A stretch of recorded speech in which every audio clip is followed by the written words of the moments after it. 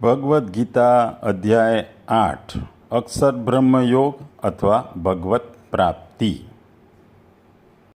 આ ભૌતિક બ્રહ્માંડમાં દરેકનો જન્મ થાય છે અને જન્મનું મૃત્યુ થાય છે. એવા બ્રહ્માજી પણ આમાંથી બાકાત નથી. બ્રહ્માજી પણ આ વિશ્વના ભૌતિક બ્રહ્માંડના જન્મ, જરા, વ્યાધિ અને મૃત્યુની પ્રક્રિયામાંથી પસાર થાય છે. એમાંથી પણ મુક્ત નથી થતા. પરંતુ બ્રહ્માજી આ બ્રહ્માંડનું સંચાલન દ્વારા પરમેશ્વરની સેવા કરવાનો પ્રત્યક્ષ રીતે વ્યસ્ત હોવાથી તેમને તત્કાળ મુક્તિ પ્રાપ્ત થાય છે. આપણે જોઈએ છીએ કે ચોમાસામાં વરસાદ પડે, પહેલો વરસાદ પડે એટલે કેટલાક જંતુઓ રાત્રે જન્મે. આ રાત્રે જન્મતા જંતુઓ રાત્રે વિકાસ પામે, ઉડે, એને પાંખો સાથે હોય, ઉડે, પ્રજનન કરે, ઈંડા મૂકે અને સવારે તમે જુઓ તો એ મૃત્યુ પામેલા હોય. આ બધું એક જ રાત્રિમાં થઈ જાય છે. તમે સવારે જુઓ તો કોઈ જગ્યાએ જે લાઇટ હોય કે વૃક્ષ હોય એની નીચે ઘણા બધા મૃત આવા બધા જંતુઓ જોવા મળે છે. એટલે આ બધા જંતુઓનું જો જીવન અવધિ માણસની એક રાત્રિ જેવું હોય છે. એક માણસની એક રાત્રિમાં એમનું સમગ્ર જીવન પૂર્ણ થઈ જાય છે. આપણે સામાન્ય રીતે જોઈએ છે કે સોનું હોય, સોનુંને હોય એમાંથી ઘરેણાં બને, પછી એ ઘરેણાંને ગાળવામાં આવે, એ પછી પાછું સોનું બની જાય. એ સોનું બની જાય પછી ફરીથી પાછું એને જુદા જુદા ઘરેણાંમાં, કુંડળ, કડા, ઝાંઝર વગેરેમાં ફરીથી એને રૂપાંતરિત કરવામાં આવે. પણ આ રૂપાંતરિત કરવામાં આવે પણ સોના પર એની કોઈ અસર થતી નથી. તેવી જ રીતે જગતો અને વ્યક્તિઓના શરીરનો ઉદ્ભવ થવાથી તેમજ તેમના લય પામવાથી ભ્રમ ઉપર જરા પણ અસર થતી નથી. ભ્રમ હંમેશા જેવું છે તેવું જ રહે છે. એટલે આપણે જો એ જંતુ હોય એનું આયુષ્ય ટૂંકું છે. સોનું જુદી જુદી અવસ્થામાંથી પ્રસાર થાય પણ છેલ્લે સોનું રહે છે. એ સોનું એટલે કે ભ્રમ છે. ભ્રમ એવું ને એવું જ રહે છે. આપણે જોતા હોય છે કે જુદા જુદા પ્રાણીઓનું જીવન અલગ અલગ હોય છે. બિલાડીનું જીવન 10 થી 12 વર્ષ હોય છે. સ્ટ્રીટ ડોગનું જીવન 10 થી 15 વર્ષ હોય છે. હાથીઓ 100 વર્ષ જીવતા હોય છે. કાચબાઓ 125 વર્ષ સુધી પણ 150 વર્ષ પણ સુધી જીવતા હોય છે. એટલે દરેકનું આયુષ્ય જુદું હોય. ઇવન મનુષ્યમાં, અને મનુષ્યમાં પણ જુઓ તમે તો દરેકનું અલગ અલગ આયુષ્ય છે. કોઈક 20 વર્ષે મરી જાય, કોઈક 40 વર્ષે મરી જાય. એટલે એ વસ્તુને કહેવા માટે ભગવાને અહીં બ્રહ્માને સાપેક્ષમાં લઈને આ શ્લોકમાં આપણને સમજાવી રહ્યા છે. બ્રહ્માને સાપેક્ષમાં આ શ્લોકમાં જીવનની વાત કરવામાં આવી છે. ભગવદ્ ગીતાનો અધ્યાય 8મો, શ્લોક 17મો. સહસ્ત્ર યુગ પર્યંતમ અહમ યત બ્રહ્મણ વિદુઃ રાત્રિમ યુગ સહસ્ત્ર અંતામ તેહમ રાત્ર વિદ જનાહ. ગુજરાતીમાં જો આ શ્લોકને કહીએ તો માનવીય ગણના અનુસાર 1000 યુગ મળીને બ્રહ્માનો એક દિવસ થાય છે. વળી તેમની રાત્રિની અવધિ પણ એટલી જ રહે છે. બીજા શબ્દોમાં જો ગુજરાતીમાં આ શ્લોકને કે બ્રહ્માનો જે એક દિવસ છે એને સત્ય, ત્રેતા, દ્વાપર અને કળયુગ એ 4 યુગના 1000 વાર થતાં આવર્તનમાં લાગતો સમય જેટલો, તેમજ એમની રાત્રિ પણ એટલી જ છે. એટલે કે 1000 ચતુર્યુગના સમય જેટલી. અર્થાત બ્રહ્મલોકનો પણ અંત આવતો હોવાને લીધે એ પણ વિનાશશીલ છે તથા અનિત્ય છે. તેથી જેઓ તત્વથી જાણે છે તે યોગીઓ કાળના તત્વને જાણનાર છે. અહીં ભગવાન ખાસ કરીને આપણને સમયની અને કાળની વાત કરી રહ્યા છે કે જે જન્મે છે એ મૃત્યુ પામે છે. આમાંથી બ્રહ્મા પણ એટલે કે સર્જક પણ સમયમાં મર્યાદિત છે. સમયની મર્યાદા છે. બ્રહ્મા પણ સમયની મર્યાદામાં આવી જાય છે. બ્રહ્માનો પણ અંત થાય છે, આરંભ થાય છે. એમ દરેક મનુષ્યનો અને દરેક પ્રાણીઓનો પણ શરૂઆત અને અંત હોય છે. એ વસ્તુને સમજાવવા ભગવાને અહીં સહસ્ત્ર યુગ શબ્દનો વાપ્યો છે. અહીં યુગ શબ્દ દિવ્ય યુગનો વાચક છે. જેમ કે એમાં સત્યયુગ, ત્રેતાયુગ, દ્વાપરયુગ અને કળયુગ, આ ચારેય યુગોની અવધિનો સરવાળો કરીએ તેટલો થાય છે. આ દેવતાઓનો યુગ છે, તેથી તેને દિવ્ય યુગ કહે છે. દેવતાઓનું સમયનું આ પરિણામ આપણા સમયના પરિણામ કરતાં 360 ગણું વધારે માનવામાં આવે છે. અર્થાત આપણું એક વર્ષ દેવતાઓના 24 કલાકના એક દિવસ રાત્રિ જેટલું થાય છે, અને આપણા 30 વર્ષ દેવતાઓના એક મહિના જેટલા થાય છે, અને આપણા 360 વર્ષ દેવતાના એક દિવ્ય વર્ષ જેટલા થાય છે. આવા 12,000 દિવ્ય વર્ષોનો એક દિવ્ય યુગ થાય છે. આને મહાયુગ અને ચતુર્યુગી પણ કહે છે. આ બધાનો સરવાળો કરતાં આપણને 43,20,000 વર્ષ થાય છે. દિવ્ય વર્ષોના હિસાબે 1200 દિવ્ય વર્ષોનો આપણે કળયુગ, 2400 દિવ્ય વર્ષોનો દ્વાપરયુગ, 3600 દિવ્ય વર્ષોનો ત્રેતાયુગ અને 4800 દિવ્ય વર્ષોનો સતયુગ થાય છે. આ બધું મળીને 12,000 વર્ષ થાય છે. આ એક દિવ્ય યુગ છે. આવા 1,000 દિવ્ય યુગોનો બ્રહ્માનો એક દિવસ થાય છે, અને એટલા જ યુગોની એક રાત્રિ થાય છે. આપણા યુગોના સમયનું પરિણામ જો જાણીએ તો આ પ્રમાણે છે. કળયુગ 4,32,000 વર્ષ, દ્વાપરયુગ 8,64,000 વર્ષ એટલે કળયુગથી બમણા, ત્રેતાયુગ 12,96,000 વર્ષ એટલે કળયુગથી 3 ગણો, અને સત્યયુગ એ 17,28,000 વર્ષ એટલે કળયુગથી 4,000. આ ચારેય યુગનો સરવાળો કરીએ તો આપણને 43,20,000 એટલે કે આપણા વર્ષ થાય. આવડો એક દિવ્ય યુગ થાય. આવા 1000 દિવ્ય યુગોનો અર્થાત આપણા 4,32,00,00,000 વર્ષોનો બ્રહ્માનો એક દિવસ થાય, અને એટલી જ મોટી એમની રાત્રિ થાય. મનુસ્મૃતિના પ્રથમ અધ્યયનના 64માંથી 73મા શ્લોક સુધીમાં આ વિષયનું ડિટેલમાં વર્ણન છે. બ્રહ્માના દિવસને કલ્પ અથવા સર્ગ અને રાત્રિને પ્રલય કહે છે. આવા 30 દિવસ અને 30 રાત્રિ બ્રહ્માનો એક મહિનો થાય છે. આવા 12 મહિનાઓનું એક વર્ષ થાય છે, અને આવા 100 વર્ષ પૂરા થાય ત્યારે બ્રહ્મા આયુ પૂર્ણ થાય છે. બ્રહ્માના દિવસ અને રાત્રિનું પરિણામ બતાવીને ભગવાન આપણને અહીં એવું બતાવવા માંગે છે કે આ પ્રમાણે બ્રહ્મા અને એમના લોક પણ નો અવધિકાળો પણ સીમિત છે, તેથી તે પણ અનિત્ય છે. જ્યારે તે જ બ્રહ્મલોકવાળા જ અનિત્ય છે, તો પછી નીચેના લોકમાં, એટલે કે નીચેના જે આપણે જુદા જુદા લોક જોયા એમાં રહેતા પ્રાણીઓનું શરીર અનિત્ય જ હોય, એમાં પૂછવાનું શું હોય? આપણે એટલા માટે ભગવાન અહીં શરીરના અનિત્ય અને નિત્યની વાત કરી રહ્યા છે. ભગવાન ખાસ કરીને કે છે કે જો જીવવાનું હોય તો તમારે જીવનમાં જીવવા માટે તમારે મોક્ષ એ મહત્વનું છે, પરમાત્માની પ્રાપ્તિ માટે. કારણ કે બ્રહ્મા પણ મૃત્યુ પામે છે, તો સામાન્ય માણસનું શું? અહીં આગળ ભગવાન કહે છે કે બ્રહ્માના દિવસ અને રાત્રિની અવધિ જાણ્યા પછી મનુષ્યને બ્રહ્મલોક અને તેના અંતર્વર્તી બધા જ લોકોના અનિત્યનું જ્ઞાન થઈ જાય છે. ત્યારે એ સમજી જાય છે કે જો લોક જ અનિત્ય છે તો પછી ત્યાંના લોકો પણ નિત્ય ક્યાંથી હોય? એ પણ અનિત્ય છે અને વિનાશશીલ છે.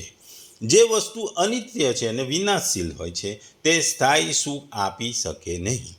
તેથી આ લોક અને પરલોકના ભોગોને આસક્ત થઈને તેમની મેળવવાની ચેષ્ટા કરવી અને મનુષ્ય જીવનને પ્રમાદમાં જોતરી તેનું વ્યર્થ ગુમાવવું એ મોટામાં મોટી મૂર્ખતા છે.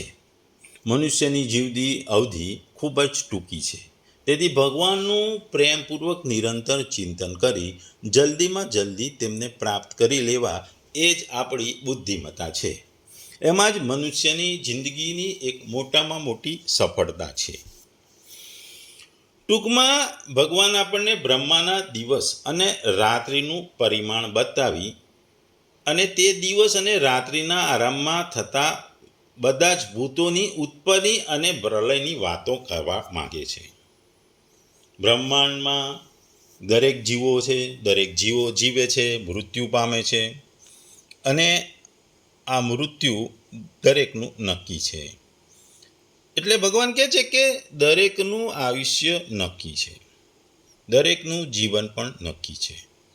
તમારે આ જીવન પૂર્ણ થાય એ પહેલાં તમારે પરમાત્માની પ્રાપ્તિ કરવી એ મહત્ત્વની વસ્તુ છે.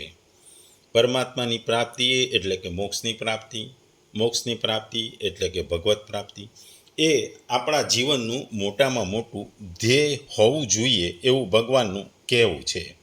કારણ કે મૃત્યુ તો દરેકનું છે, ઇવન બ્રહ્માનું પણ નક્કી છે એવું ભગવાન આ શ્લોકમાં કહેવા માગે છે.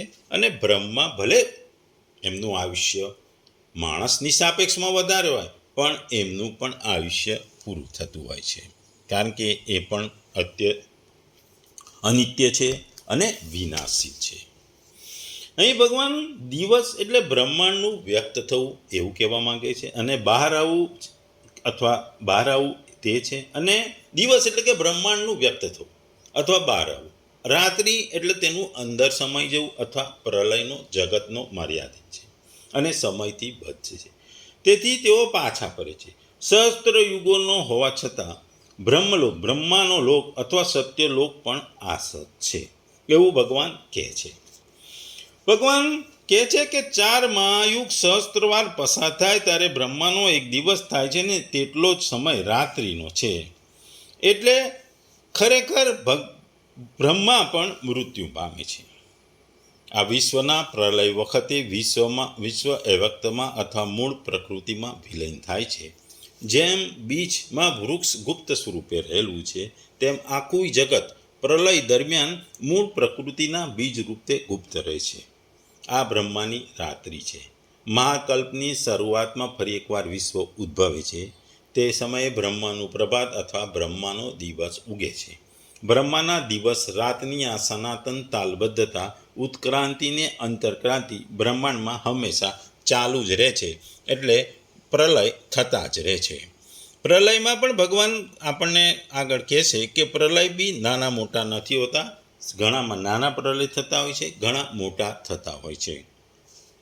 બ્રહ્માંડના દિવસ અને રાત્રિના નિત્ય કરતા ચક્રની નીચે આવતું કંઈ પણ હંમેશા માટે ટકતું નથી.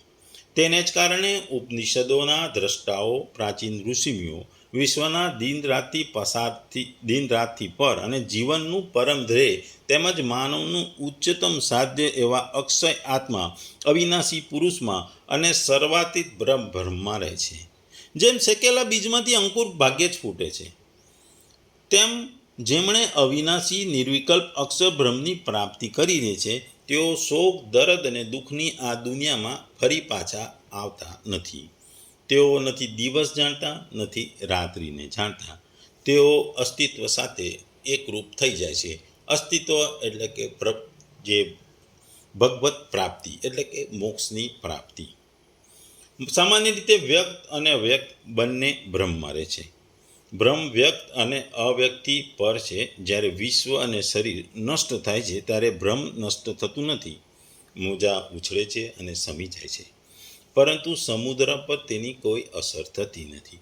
તે જ પ્રમાણે જગતો ઉદ્ભવે છે અને લય પામે છે, પરંતુ બધી જ વસ્તુઓનું તથા મૂળ પ્રકૃતિનું ઉદ્ભવ સ્થાન એવું બ્રહ્મ સદા અલિપ્ત રહે છે.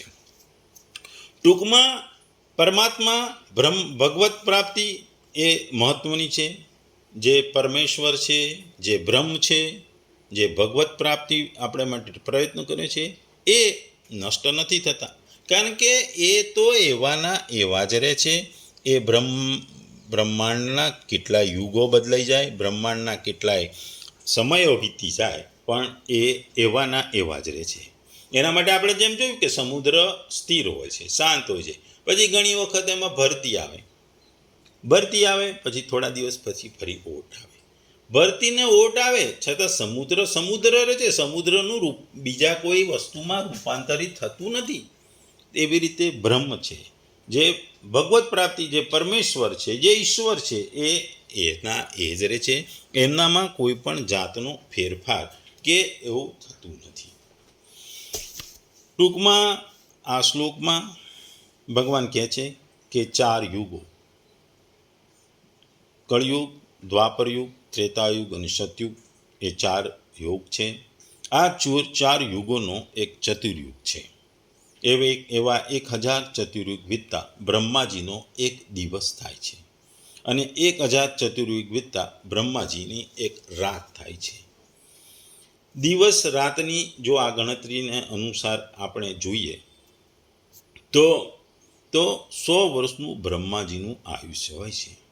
બ્રહ્માજીના આ આયુષ્યમાં 100 વર્ષ વીતતા બ્રહ્માજી પણ પરમાત્મામાં લીન થઈ જાય છે અને એમનો બ્રહ્મલોક પણ પ્રકૃતિમાં લીન થઈ જાય છે અને પ્રકૃતિ આ પરમાત્મામાં લીન થઈ જાય છે. આયુષ્ય આપણે અહીં જીવતા આપણે એમ માનીએ છીએ કે મારું આયુષ્ય 100 વર્ષ છે, હું આટલું જીવ્યો, એનું કોઈ પણ મહત્ત્વ નથી, કારણ કે કાળ અવધિવાળું છે. ઊંચામાં ઊંચા કહેનારાનો જે ભોગ છે એ પણ સંયોગજન્ય હોવાથી દુઃખોનું કારણ છે અને કાળની અવધિવાળા છે. કેવળ ભગવાન જ કાળાતીત છે, જે કાળથી દૂર છે, જેને કાળ અસર કરતો નથી. આ રીતે કાળના તત્વને જાણનાર મનુષ્ય બ્રહ્મલોક સુધીના દિવ્ય ભોગોને કિંચિત માત્ર પણ મહત્ત્વ આપતા નથી, કારણ કે મનુષ્ય જો જાણી લે, આજે મનુષ્યનો જન્મ થાય છે, મૃત્યુ થાય, એ માણસ સ્વીકારી અને જે જીવે છે એ દરમિયાન સારા કર્મો કરે, સારું કામ કરે, પોતાના કર્મોને સારી રીતે કરે અને સાથે સાથે ભગવાનનું સ્મરણ કરે, ભગવાનની ભક્તિ કરે, ભગવાનના નામનું રટણ કરે, તો એને ભગવત પ્રાપ્તિ થલ્લી થઈ જાય. કારણ કે એને ખબર છે કે દુનિયામાં જે વ્યક્તિને ખબર છે કે મૃત્યુ નિશ્ચિત છે, દુનિયામાં મૃત્યુ નિશ્ચિત છે એવી વસ્તુ જાણનાર અને જે જીવનમાં આપણે સુખો માનીએ છીએ એ વસ્તુઓ પણ નાશવંત છે, એને છોડીને આપણે જવાનું છે. જે વ્યક્તિ આ વસ્તુનો સ્વીકાર કરી લે છે અને એ સ્વીકારીને જીવન દરમિયાન પોતાના કર્મોને વફાદાર રહે છે અને સાથે સાથે ભગવાનનું નામ દે છે, ભગવાનની ભક્તિ કરે છે, ભગવાનનું સ્મરણ કરે છે, ભગવાનને યાદ કરે છે અને એ પણ સતત નિત્ય કરે છે. જે વ્યક્તિ આ બધા દુઃખોમાંથી, દુઃખાલયમાંથી દૂર પામી ભગવત પ્રાપ્તિને પામે છે અને એને એ મોક્ષ મળી જાય છે, એ આ 84 લાખ યોનિઓમાં ફરી શકતો નથી.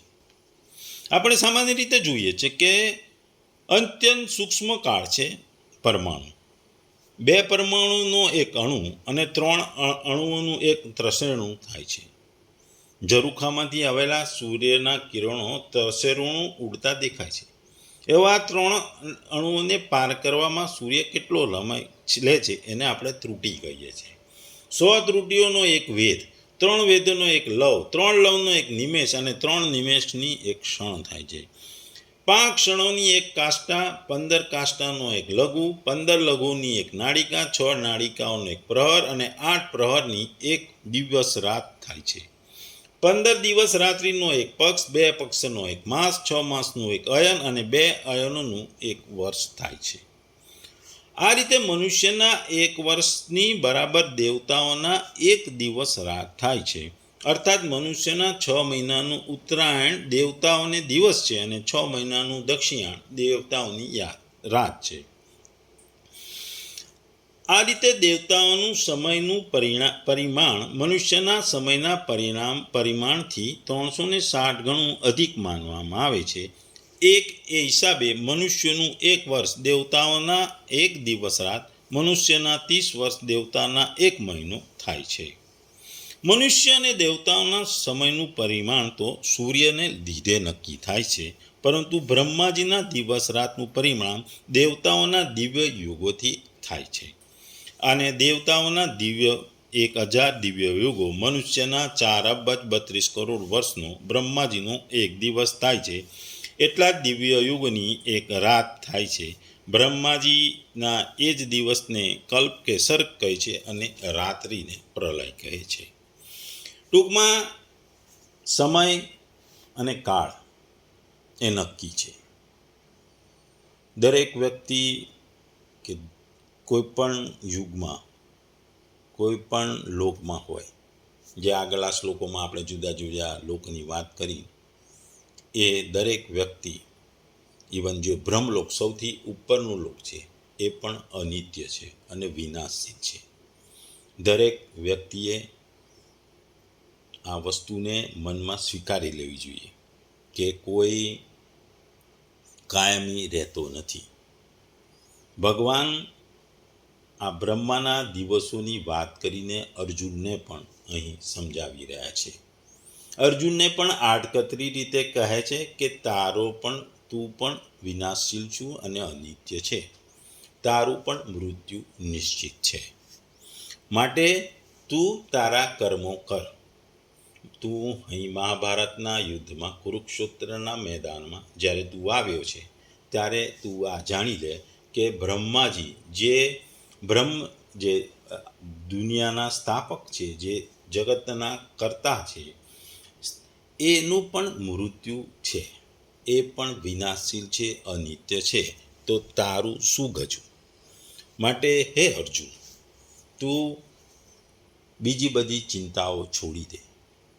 તું તારા કર્મનું, જો ક્ષત્રિય ધર્મનું છે એનું, એટલે કે ધર્મનું કામ કર. એટલે ક્ષત્રિય ધર્મનું કામ કર. એ તારો લડવાનો ક્ષત્રિય તરીકે જે કર્મ છે એ તારે કરવાના છે. આ ક્ષત્રિય તરીકેને કર્મ કરતાં કરતાં તારે ભગવાનના નામનું પણ રટણ કરવું જોઈએ. ભગવાનને પણ યાદ કરવા જોઈએ, ભગવાનને પણ સ્મરણ કરવા જોઈએ, અને તે તારે રોજ કરવા જોઈએ. આ કરવાથી તું પણ ભગવાનને, એટલે કે મને પ્રાપ્ત કરીશ, મોક્ષને પ્રાપ્ત કરીશ. અર્જુનને ભગવાન આ કાળનું જે વિનાશશીલ કાળનું મહત્ત્વ છે એ આ શ્લોકમાં બ્રહ્માના ઉદાહરણથી સમજાવી રહ્યા છે કે બ્રહ્મા જેવો વ્યક્તિ, જે બ્રહ્મલોકનો સ્થાપક છે, એ પણ આ દિવસ રાત્રિમાં સંકળાયેલો છે. એટલે એનું પણ વિનાશ છે, એ પણ અનિત્ય છે. તો તું એક સામાન્ય વ્યક્તિ, એક રાજા હોય કે ક્ષત્રિય હોય કે તું યુદ્ધવીર હોય, ગમે તે હોય, પણ તારો પણ વિનાશ છે. તું પણ અનિત્ય છે. માટે મળેલા સમયમાં, મળેલા કાળમાં તું તારા કર્મોથી ભગવત પ્રાપ્તિના પ્રયત્નો કર. એમાં તારો કર્મ છે અને ભગવાનનું નામ એ મહત્ત્વનું છે.